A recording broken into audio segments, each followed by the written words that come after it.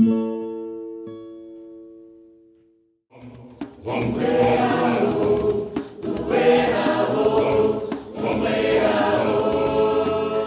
there rules or standards or anything that will cause someone to be sent back from court or anything that's out of the ordinary?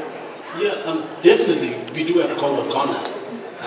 Don't worry, I'm just standing up so everybody can see. You know, if I could sit like this out here.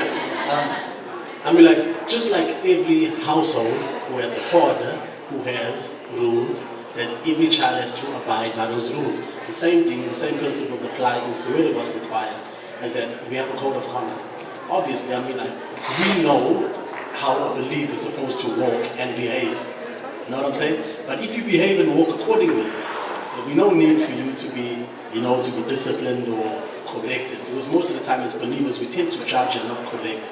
So what the leadership and, you know, the whole like management stuff decided to was come up with a code of conduct. Because there were times, yes, we youngsters, there were times when guys were behaving out of line. And I mean, like, you can't hold somebody accountable for what they're doing if you haven't told them not to do it.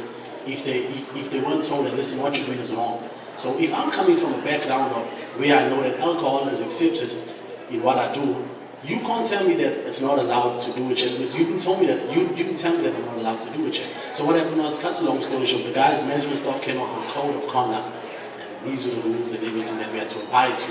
And then when they laid it out to us, they made us all understand it, read it, and we all signed it, stating that you agree. You were not forced to sign it. And I mean, like, some guys have left, you know, based on, you know, bad behavior. And the majority of the guys that you see are the guys that are still behaving. I mean, like, you know, the Bible says what you do in the dark shall come out in the light, you know. But in due time, whatever wrong I've been doing will come out. Whatever wrong she's been doing, or Manja's been doing, will come out somehow. I hope that answers your questions. Thank you very much. I wanted to know how many members in the choir, and are all the members from Soweto, and do you ever perform in Pretoria?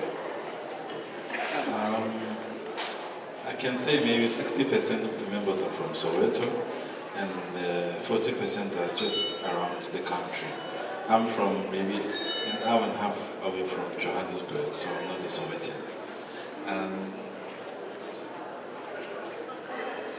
Oh, yeah, we do perform in Pretoria.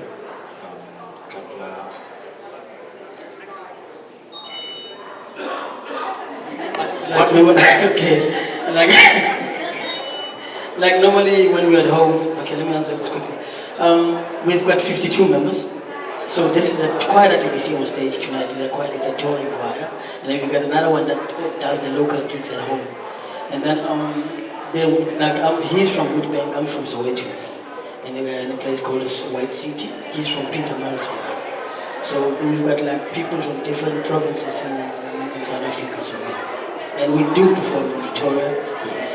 Yeah, we perform all around South Africa. That's our hometown, so we gotta, you know, represent. Yeah. How much time do you spend on the road? About 9 months on the road, then maybe 3 months home with your family. But most of the time, we're on the road. Yeah. Like now we're finishing off in the States on the 19th, and then after that we go back home for 2 months, and then we're off to Australia. And then in Australia we come back at the end of August, and then after that we go to Europe. So it's a long time away from home, a very long time. It's very hectic. But it's interesting, especially you, like, if you, let's say, like, if you're single, not married, don't have kids, you know, like, no heavy responsibilities back home. And this is a good thing to have. It's a good thing to be part of. But when you're married and you have a family and you have kids, that's now when you stand as the man. I mean, like, the Bible says you can't be double-minded in all of your ways. So you got to choose now. Family. What is? He's talking about he's married. No, well, I am married. No, that's for sure. I am married.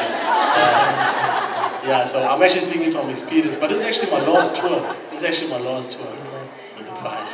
And Manda is also married. And Ashim is available. His number is 1-800.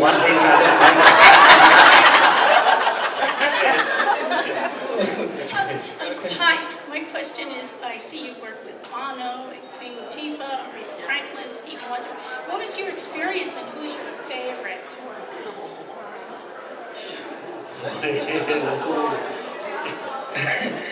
My favorite will be, actually, it will be like Aretha Franklin. Yeah, I enjoyed working with her. And then when I saw her coming on stage, I just had tears in my eyes because of, that's what my mom, the music that my mom used to play when I was young. And now I see her, and my mom can't see her, and I can't see her, like, think about my mom. So it was a special moment. But the most special moment for us, to be quite honest with you, is when we performed for the late Nelson Mandela.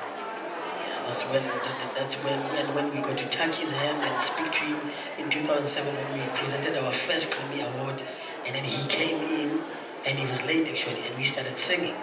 And as he was coming, he could hear the song, and he stopped us like, okay, stop, you know. And then he was like, how do you start without me? Can you please? I don't know. I would say it like he said, how do you start without me?